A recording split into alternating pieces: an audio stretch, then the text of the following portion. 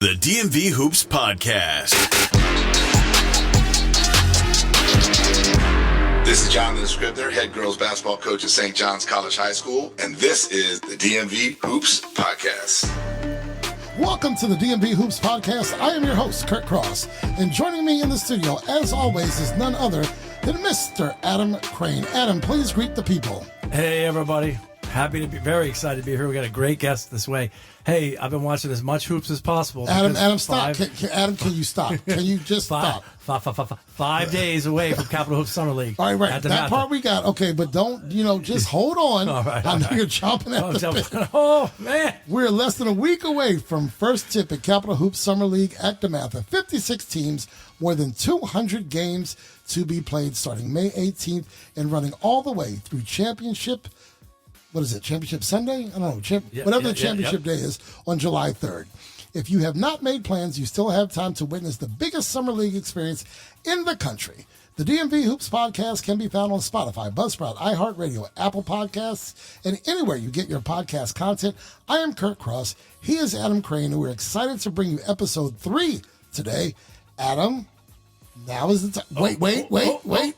I know you're on cloud 9 as your New York Knickerbockers are one way away from the Eastern Conference Finals. Talk to me. How has your week been? Well, after last night, it's been great. That's all we needed. We got a moment of silence for Jason Tatum. Oh yeah, that was unfortunate. But that's not your problem. No, it's not. It's not the Knicks' problem. No, but look. I was listening to that crowd at MSG, Madison Square Garden, and I was watching the Knicks win. What did you see? Well, what did I feel? You know what I felt? Team allegiance. Right. And my first thought was, oh, man, these guys have been around. A couple core guys on the Knicks, Brunson, et cetera. They've been around. And the place is going crazy. You know what it reminded me of? What's that? A college game. Right. A Duke, Maryland college game or something. What did it remind you of Mayhem or Military? It did. Okay. Well, Mayhem and Military is a little louder, right. Maybe. It was louder than MSG. Mayhem and Military, right. To the Summer League and be louder than MSG. Did you see anybody on the screen? No. You didn't see anybody you knew? No. Okay, no. I thought you know celebrities. I thought you know people. Well. I mean, Mark Stern. You saw him? He was on Celebrity Row. All right. Mark Stern, the president, CEO of Capital Hoops, was sitting courtside, with all the A-list movie actors. Look, we're gonna start early. Can you stop banging my desk? I'm sorry. Because people hear it on the podcast. I'm too excited. Right. Hey. Well, can I finish my thought? I'm going to finish my thought real Please. fast. So I'm watching the NBA game, and I'm seeing the Knicks crowd go crazy. Right. And I'm thinking to myself, wait a minute. Is the NBA now have more team allegiance than the college scene? I mean, look, everybody at the college scene, the D1 top teams are like all-star teams. Everybody's chasing the money. Right. So they're on a team for maybe 1-2 years, and then they're gone. Right. There seems to be more team allegiance to team in the NBA than there is in college. So the script is flipped. I don't know if I agree. Well, but I know that those New York Knicks fans are loyal. That much I'll tell you. You're watching the right game if you want loyalty. Well, that's right. And there's the I can't say the Trailblazers fans are the same. I can't say that. All right, but point being is that if you look at the D1 top D1 teams in college, there are a bunch of all-star teams. Correct. Everybody's coming in and out. They're chasing the money, right? Right. So the question is, there seems to be more allegiance to team at the NBA level, which is the reverse of what it used to be, and that's because of the money. Now, I want to ask our guests, not yet, but I'm very curious to know, what about allegiance at the high school level? Right. I know guys are moving around. Okay. There's no such thing as a transfer portal per se, but I know guys are being plucked. Right. And I wonder how that compares to college. Okay. We're going to get to it. Well, we don't have a guest yet. Can I introduce the guest? Can I introduce the guest? Can I introduce the guest? No, you can't introduce the guest. That's my job. Look, today's guest is a fellow coach and someone who I've known, believe it or not, for 15 years. 14 years ago, he went from the public to private school sector, taking over a team who had won just 3 and 6 games in the 2 previous seasons. And within 4 years, he amassed 63 wins and a MAC tournament championship. Since taking over at St. Andrew's Episcopal School with the 2011-2012 season, he has just one losing season, that first one, with 2 conference championships to his credit and more than 230 wins during his tenure. Coach Kevin Jones is not only the boys basketball coach, but also he's the athletic director at St. Andrew's. Joining us today in the studio, please welcome Mr. Kevin Jones.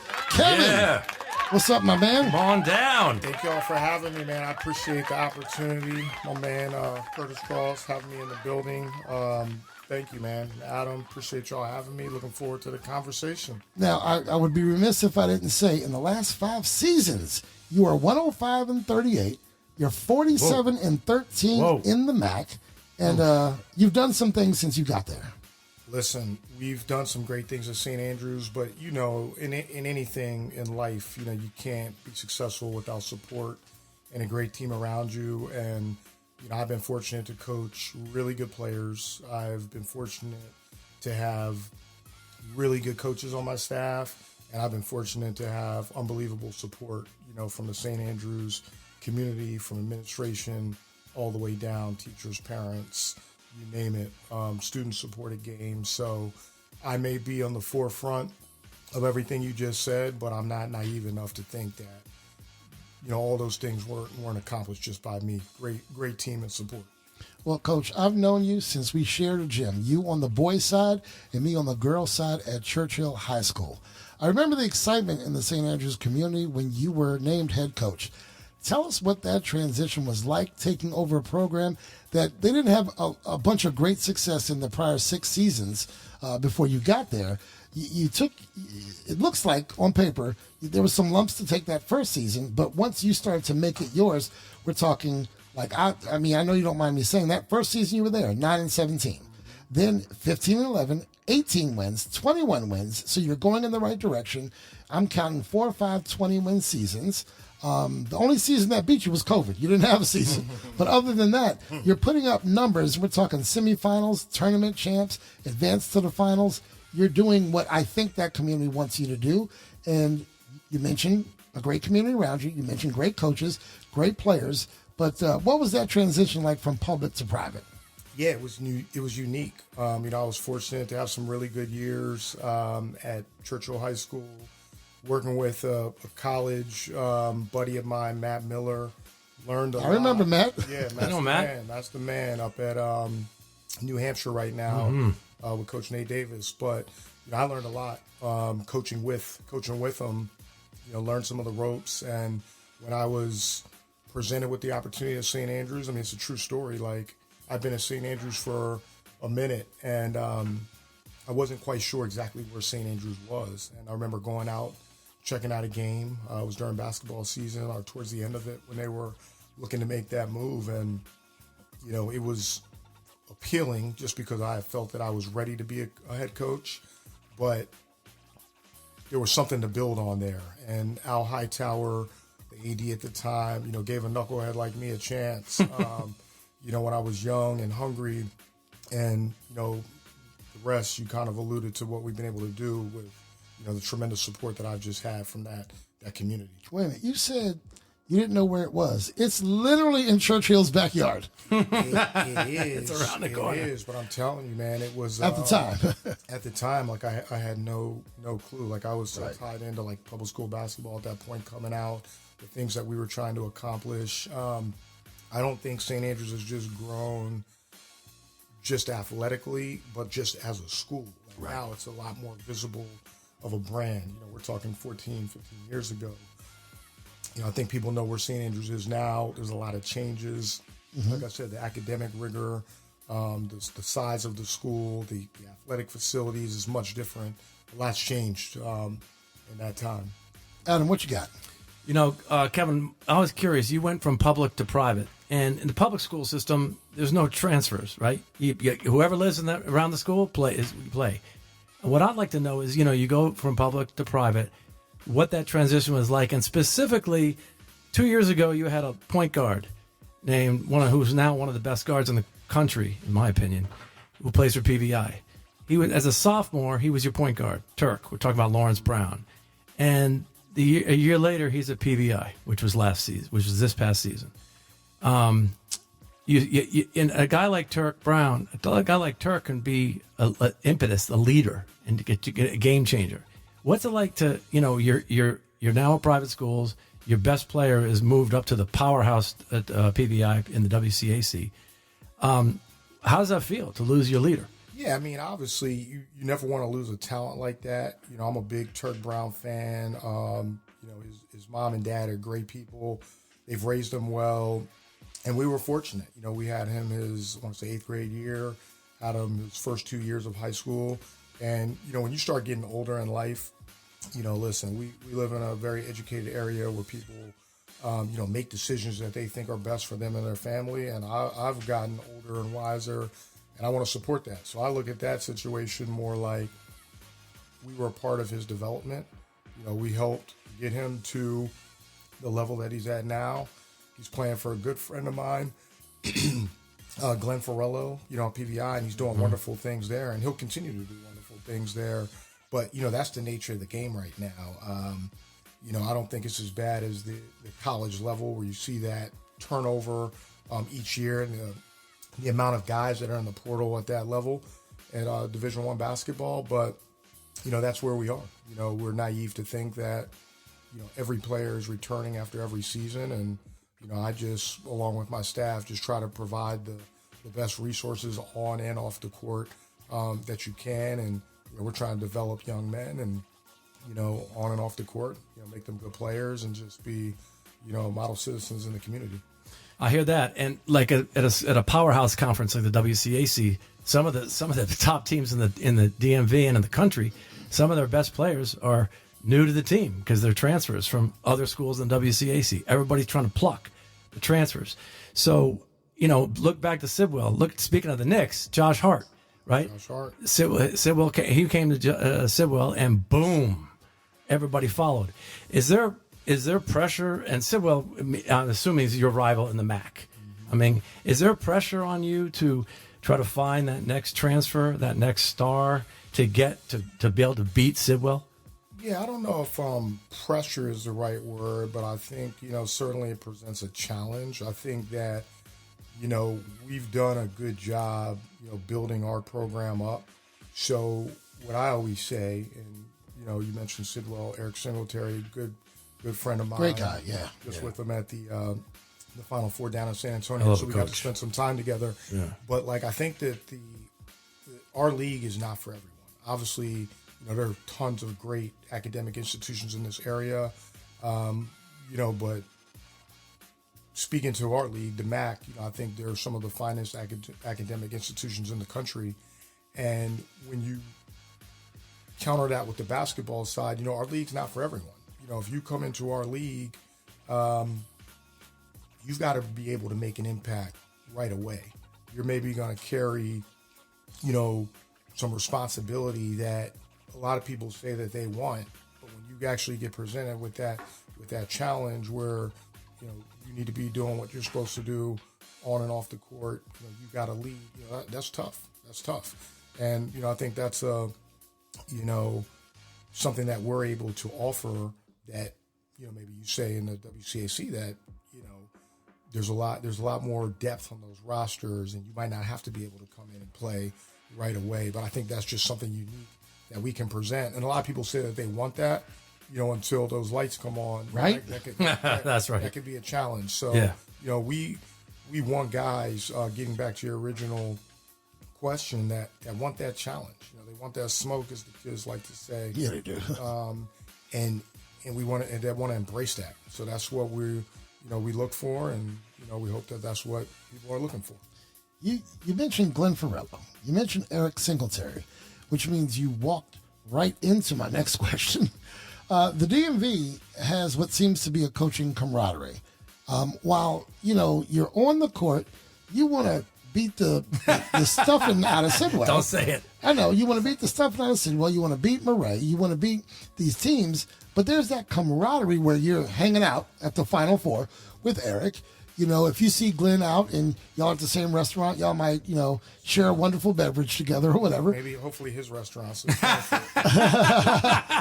But, what's that camaraderie like? Because I'll tell you, the first paid job I got, it blew my mind when this happened. I was at the Edmund Burke School with Guy Carcillo. You say that, I can't say his name, from Churchill. I just lost it.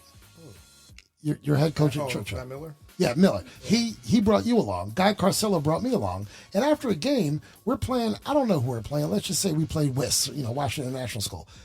And then he invites me to go to dinner with him and the other coach. I'm like, why are we having dinner? But I was a rookie coach. I didn't know how it worked. But that camaraderie is real. Talk to that, please. Yeah, I mean, again, I think it's like in anything. If you look at me as a head coach, 14 years ago, I probably wouldn't be trying to go out to dinner with right. After the game, or I'd be feeling some kind of way after certain games. But I think, again, as you get older, once that game is over, even Glenn, we're talking about Ferrello, he smacked us one game. We played them. I think we opened up the season with them. That's how crazy I was.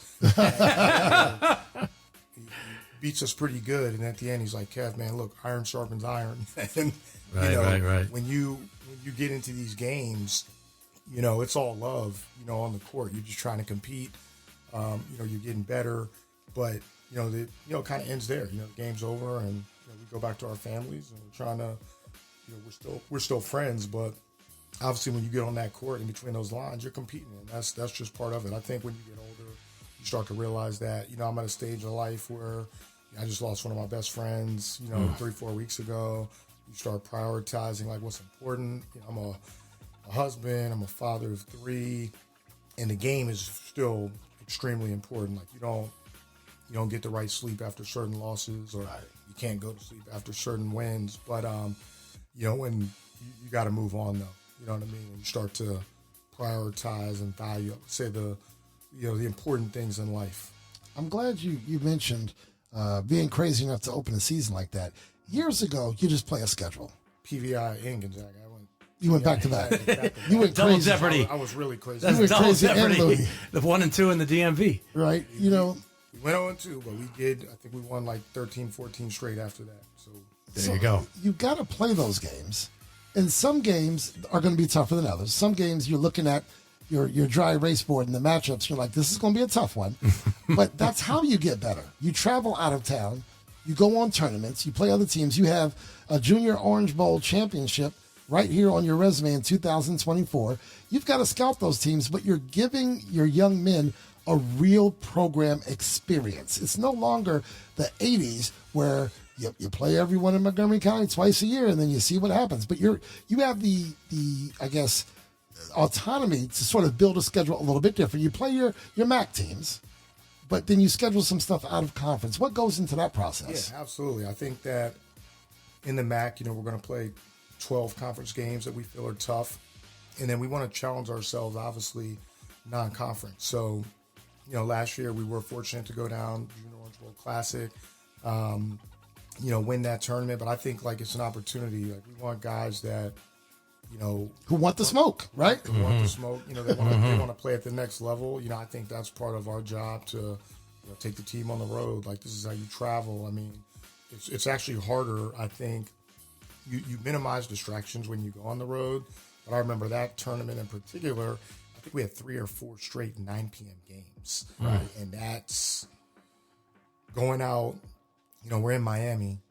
Trying to enjoy Miami, obviously. Right.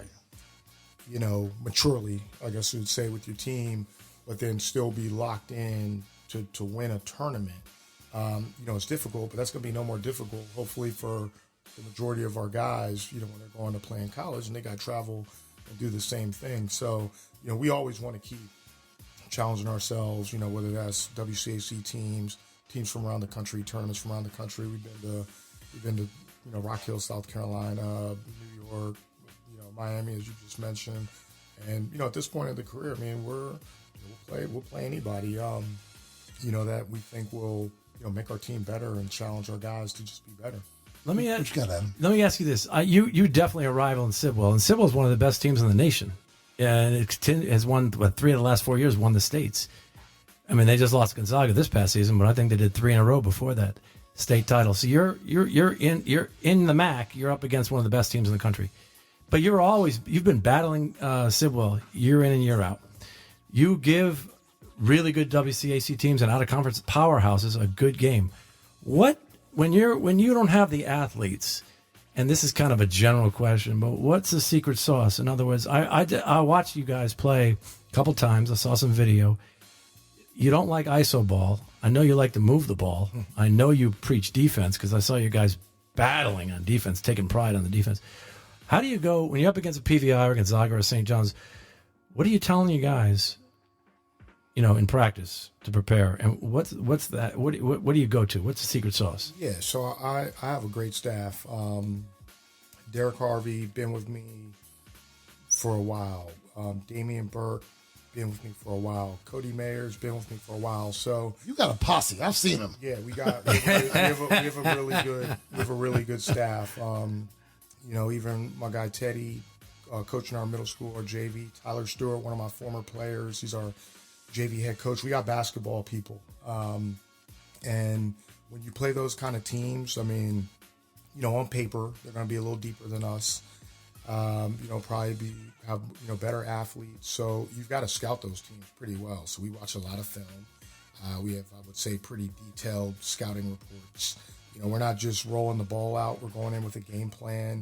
Where do we think their weaknesses are? And obviously those teams all have many weaknesses, but what's going to give us the best, opportunity to compete and try to get a W, and that's what we work on. So I think, again, year one as a head coach to, year 14, you've got a different game plan and preparation, going into games that give your team the best chance to win, and your team buys in, and hopefully with good, stacking days of good practice and that film preparation, and then ultimately you got to execute in the game. So I just think the preparation leading up to games has improved each year. You mentioned the ball movement. I thought this past season, I should say, we battled. I mean, we had really good players not play 1 second for us all season. We had guys start 12, 13 games. We had a kid get a stress fracture, then miss 12 games. An all-conference guy missed the last week of the season for the playoffs. But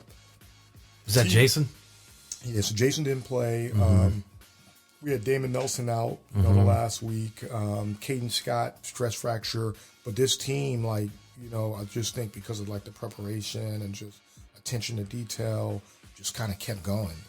And But you were still knocking on the door, right? We were. I mean, if I'm being completely objective, with this team, we went 18-9, 18-10, something like that. Yeah. But if you look at what we actually battled this season, it was one of the best seasons that we've ever had, just in terms of guys rising to the occasion, rising to the challenge. I'm even thinking we went to, we were going to Governor's Challenge, and I think we got a call. Our starting point guard, Karan Bailey, was out sick, couldn't even make the trip. But we went down and I think beat Don Bosco. Beast. Game, the first game of the tournament. They were ranked in the country. Yeah, they were number one in New Jersey at the time of that game. But it was just I've trust me, you're very proud when you win championships. But while we didn't win it this year, and I'm not trying to minimize winning, but just what a gratifying season just based on what we dealt with. Well, I mean, you got 12 straight winning seasons, if I didn't mention that already. 105 and 38 in the last 5 seasons. Like I said, the only season that beat you was COVID, so that beat a lot of people. You're 47 and 13 in conference play, and I'm looking at 2 losses, 3 losses in conference. So you're number one, or you're right there, right? And it comes down to maybe the second game versus the season to see who wins the conference that year. It's been a good 4 or 5 year run. I'm expecting number 6. We're getting thirsty. We're getting very thirsty for a championship. So and I'm gonna be there because for those who do not know, for the past 2 seasons, I've called your games, and I'm going to leave out the parts where you work the refs because you do work the refs. Good. I'm pretty You're calm, pretty. though. I'm pretty calm. He works on the stuff. Kevin, who are you talking to? Kevin. He's smooth. Hey, Kevin's a smooth operator. Kevin, I don't know who you think you're talking to. I'm right next to you. You don't need to yell to work the refs. He knows what he's doing. I've seen the man. Kevin's like, he's smiling he at didn't trip himself, ref. He didn't trip himself. He's smiling as he whacks him. He's smiling at those you know refs. what? But you haven't gotten a tech on my watch. I haven't seen that. Whoa. Your players are well coached. They're well behaved. But they listen to you as well. I've seen players not get back on defense. I've seen you sit them for a minute and they get back in with a different focus, which means they respect you as a coach. I've seen you did have that transfer, but in the 2 seasons I've called games, I'm seeing a lot of the same guys. I'm seeing young guys come through. I'm also seeing, by the way, before the game, their playlist is kind of old school. That might be your influence because we're not playing all the latest hip hop. That's credit. That's Miles Franklin right there. That's Miles Franklin. He's the one on the playlist, right? That's Miles. Because he comes over and he's playing like Fantasia from 15 years ago. That's I'm old like, school. Kid, That's old school. Soul. But for him, I'm like, kid, you were 3 or 4 when this song came out. Yeah. Oh, it's 80s is old school, not Fantasia. What I do see is I see resumes that include your players going to Columbia, Naval Academy, University of Miami, Duquesne, Temple, Washington and Lee, UMBC, Stevenson, and others. How much do you enjoy seeing that kid in middle school who sticks with the program and who doesn't know how to bounce a ball and chew gum at the same time? You know, some of your players come in more prepared than that. But take that journey with you, that journey and that portrait of becoming a senior and then a college player or maybe just even a college student. But how gratifying is that? It's great. Like I said, I gave my guy Teddy a shout out earlier. He's our middle school coach. I think he does a great job. You know, he's even right now, he's in the gym on Saturday mornings with our middle school guys trying to get them ready. Just because, you know, realistically, some of those guys have no clue what they're about to walk into. That's the secret sauce. You got them coming in Saturday. That's right. Yeah. That's credit to him there. 7th and 8th grade. Getting them ready. Because we do that, obviously, at the high school level, you know, a lot. So, you know, it's very gratifying, you know, to see people come through the ranks like that. And whether it's not middle school, it's 9th grade, or you started in 10th grade and you come through. I mean, I take a lot of pride in players that want to, and it doesn't have to be everybody. Everyone doesn't necessarily want to play at the next level, but I take great pride in helping the students that we have on our teams go to the next level, whether that's D1, D2, D3. And I think we have a good track record of helping place guys at the college level. So I love seeing it. And it's just very. But it's the student athlete. Yep. Yeah, it's 100%. we call it, I actually say the scholar athlete, but yes, again, you just mentioned Columbia, Naval Academy. Duquesne, I mean, you got some schools there. Some good academic institutions. Again, I can't obviously take all the credit. We're getting, takes a certain kid, you know, at our school to do well. We got great teachers, and, you know, if you're at St. Andrews, you know, you're there for academics first, and then you want to get a unbelievable basketball experience. If we're just speaking to basketball, hopefully in all sports, but you know, that's what we provide. So hopefully you're getting the best of both worlds. You got a beautiful campus. Thank you. Can we get more parking though? Can we get more parking? We just built that garage a few years ago. You don't got VIP parking? Couple tier. Thank You're you. a Give me a VIP. plug. Give me a plug. Give me a plug for that. Kev, we can do. Kevin, Kurt's a I'm VIP. just saying, if I come in and it's a doubleheader, you know, let's say JV then varsity. If I come in, Kevin, I'm fighting for a parking spot. Because look, the first 3 spots are like for UPS deliveries only. And then you have the handicap. I'm not going to infringe on that. And then you have like, you know, something like reserved for Kevin Jones. I don't know if you have that. Hey, Kurt, you're lucky to be parking in Potomac. Right? Okay. There's no spots reserved for me there. And can we get a quicker gate? That back gate to leave your parking lot is the slowest. It's slower than molasses. You got to pull up slow, open slow, and then Right. Yeah, I got a basketball question. Y'all are on parking. I'm talking. I'm on the parking committee here. How much more time we got to commit to parking? All right, Kevin, Go for it. twofold question. One, any games where you're really looking back last couple of years where you upset a powerhouse that you're particularly proud of? And 2, any players that played for you from, you know, middle school on, graduated from St. Andrews that you were surprised how well they did and you just didn't see it coming, who are now playing in college? Man, that's a tough one. I mean, I think we talked about a little bit the Don Bosco game just because we were undermanned going into that game. And did you beat them? We beat them. Oh. We hit a. He literally just said that. I'm trying to think. Are you listening? Yeah, trying but to think there's a lot of how- Don Boscos. We were down. Yeah, Don Bosco, New Jersey. Dylan Harper, Don powerhouse. Bosco. That's everybody knows it now. But we were down most of the game. Guys were resilient.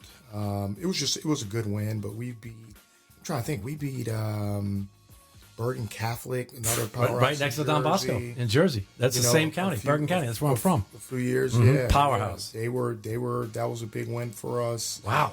All right, say no more. Early on, I'm gonna be honest with you. Early on in our career, I think when we first kind of got on the map, we had beat Springbrook. You know, and at the time, I'm talking like back when Springbrook was state title, like Springbrook. Springbrook was Springbrook. Yeah. You know, so I mean, there's you coach long enough, you know how it goes. You're gonna win some, you're gonna lose some, but some of those stick out. Those are big wins. Any players you're particularly proud of that you were like, wow, I didn't see this coming. This guy, he really bloomed. Listen, I'm proud. Again, I'm proud of all of them. You know, every player has their own journey. You know, so it would be hard to just pick one.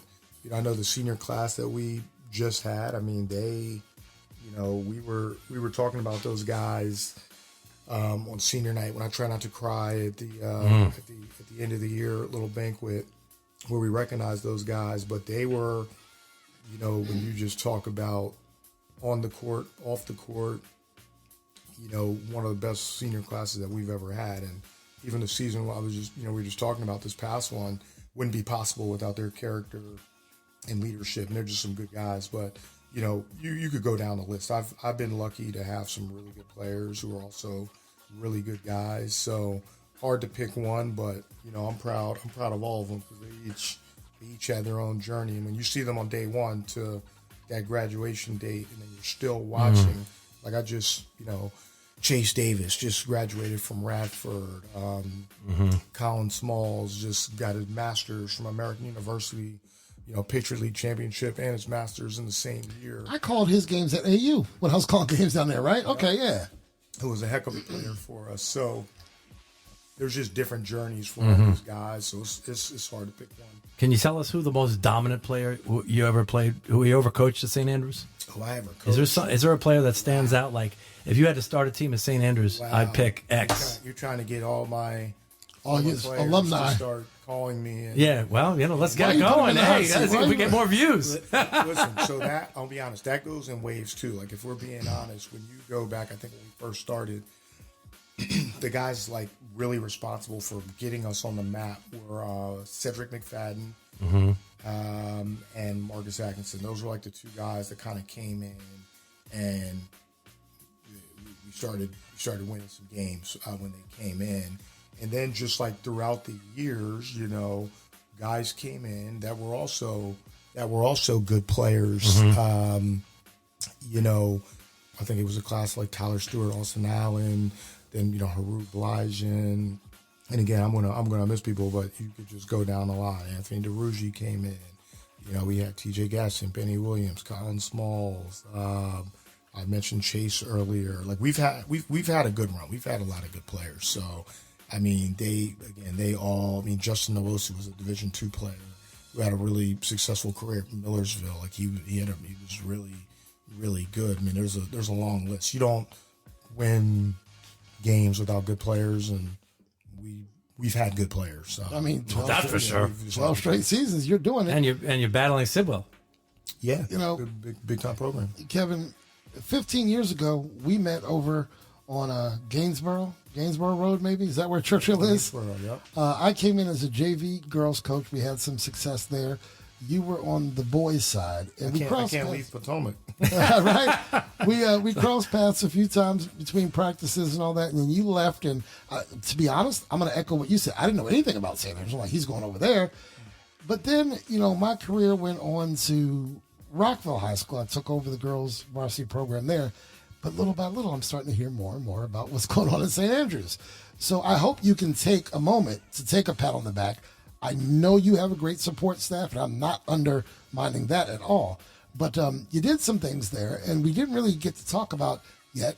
You put on that AD hat several years ago. Ooh. So, you're overseeing the entire athletic department. I'm sure you have great support and assistant ADs there too. But now, what does that look like for Kevin Jones? You're there. That's a year-round job now, right? Year-round. And, tell us about how there's more on your plate now and how you're balancing all of that and what that looks like as an AD. Yeah, and I'll go right back to kind of how I started on with the basketball side. I have Laura Lowe, my assistant athletic director. I have Dina Saunders, my associate. And they're wonderful. They email me quicker than you do, Kevin. Yeah, listen, I got to delegate. And no parking spot and no email back. Right? Dang. Right? But thanks to those ladies, because they always meet me on game day, make sure I'm good to go. They're the best. They're the best. My athletic trainer's been there for over 20 years. So, I've got, again, a great support system there. Teddy, again, another coaches with us, but also runs our social media. But again, just like a real supportive team, around me. But, that I love the job. I love the director of athletics job at St. Andrews. It gives me an opportunity to, to reach, I think, more people, tap into more sports, support more, coaches, help them try to strive to the levels that they're trying to reach and, support them along that way. So we play in two great leagues, the ISL on the girls side, the MAC on the boys side. And it's just been an awesome challenge. I'm the guy when I was in elementary school, middle school, and I had to write things. It was always about sports, and parents would just say, "Don't do anything else." More writing about sports. So I'm in a job where I love going to work every day. Obviously, we have challenges, like any job, and things that we want to get better at. But so it's an awesome place, that I love being at, every day, and I'm there every day. For long hours. Good man. Well, you're doing some great things over there. I appreciate the opportunity to work alongside you and that wonderful staff you have. Your coaches are great. The young men are very respectful. I apologize that this past season I didn't get to do as many girls' games as I wanted to, but I know you want us over there, so we'll be there. You play in a conference, and I think there's the MAC IAC Challenge, and there's so much great basketball here in D.C. You can find Division I players in the ISL, and the IAC, and the MAC, and the WCAC, and the PVAC. I mean, you hosted a great game with Jewish Day School in Sandy Spring. I think you had the host location for the PVAC championship. That was a hell of a game. Yeah, they asked if we could host, and didn't have anything going on in the gym, so tried to And you're help the out. AD. What is in the water here in D.C.? I think that's a question we should ask everyone, every guest we have. That's a good question. What do you think is in the water? Because, look, dude, you can go to Ahoskie, North Carolina. You're not going to, well, that's a very small city, but I mean, we've got everything from Woodbridge to Alexandria to Columbia to Clarksville to Clarksburg to right here in Montgomery County. We've got it's the best $5 you can spend for those leagues that charge, to see a game. Well, when you say what's in the water, like in D.C., there's a lot of lead in the water. Is that what it is? Yeah. Well, you mean what about literally? Moco? Literally or figuratively? Figuratively. So what do you attribute that to?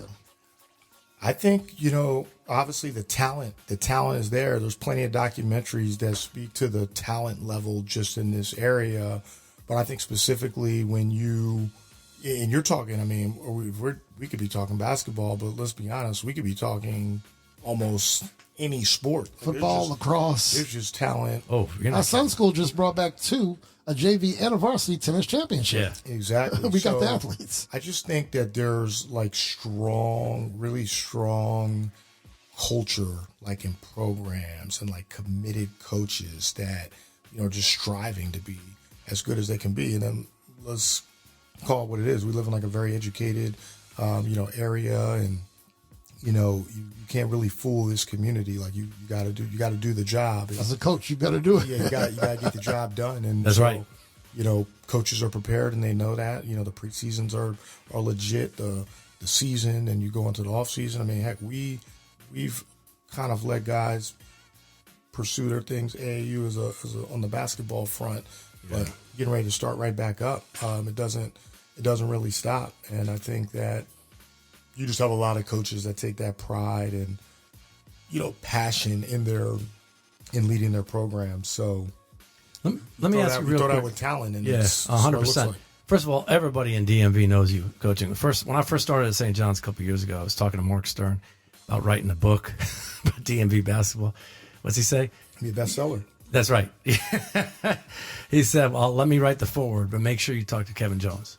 Right. And everybody I talk to, not only that everybody, but they all like you. You're kind of like a Glenn Farrello. Everybody knows him. Everybody likes the guy. I appreciate it. Let me ask you this about you just glazed over something.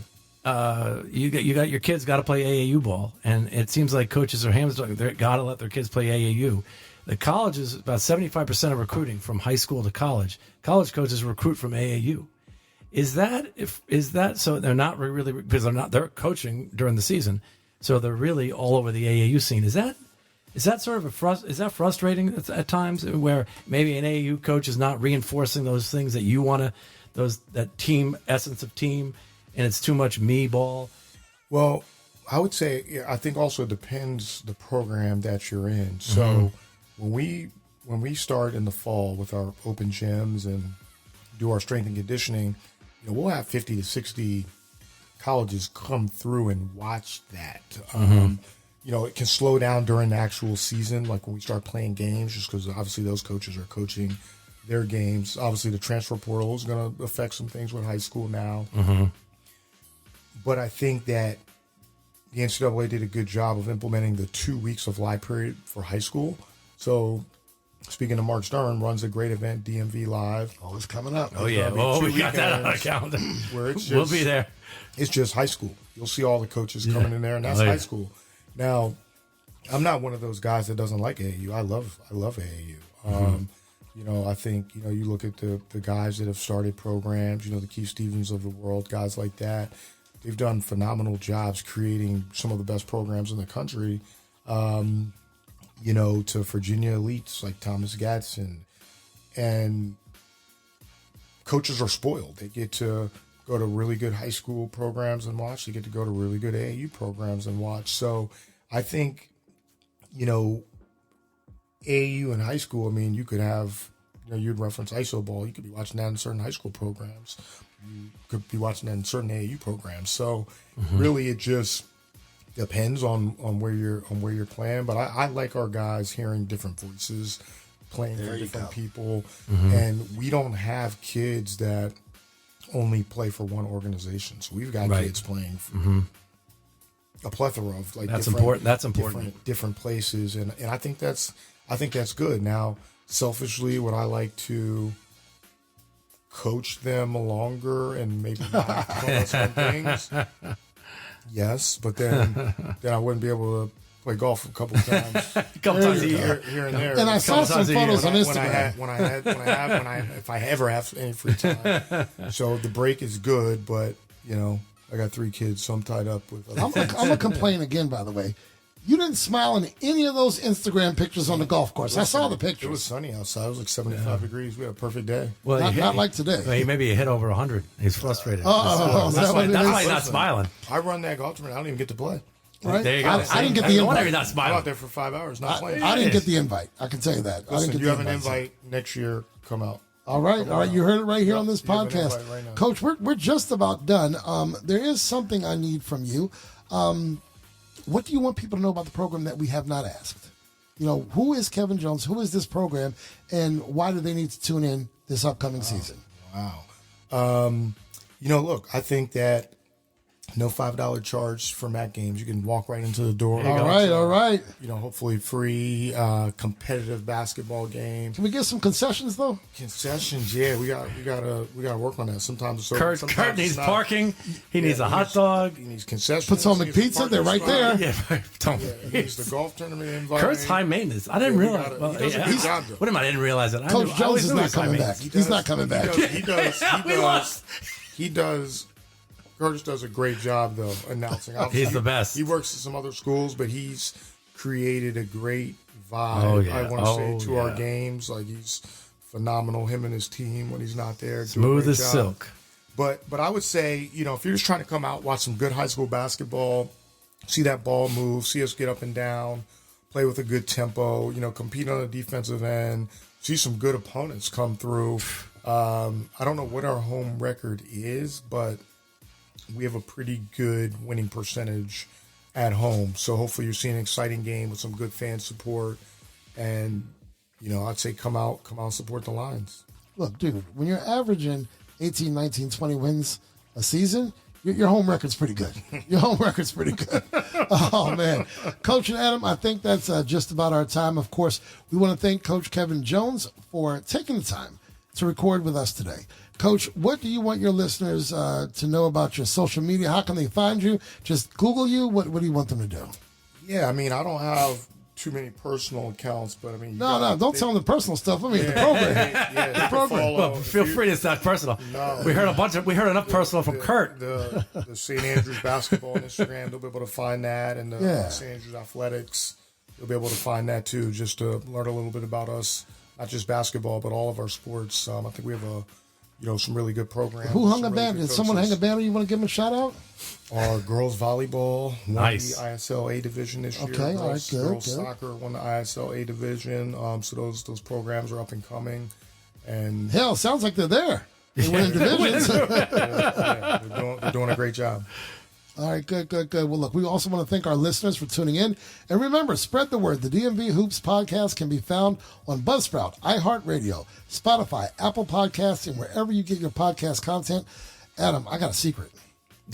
Secret sauce? Not this episode. Is this going to be about you and your need for a hot dog and parking? No. Episode 4, Oh, no. it will already, Ooh. the I'm summer league will have already started. That's right.